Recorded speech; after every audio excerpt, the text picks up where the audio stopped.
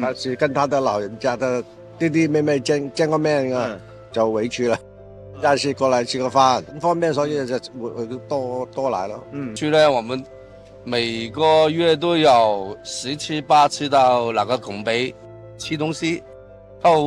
下午去，晚上回来。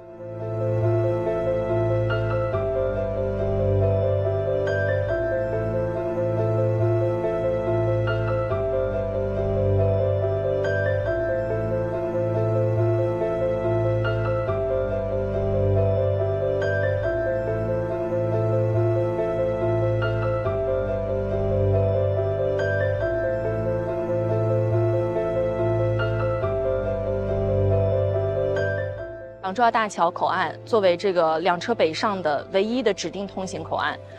我们呢今年也是迎来了这个出入境车流量一次又一次的破纪录。我们也是多次升级改造了我们的车辆一站式的查验系统，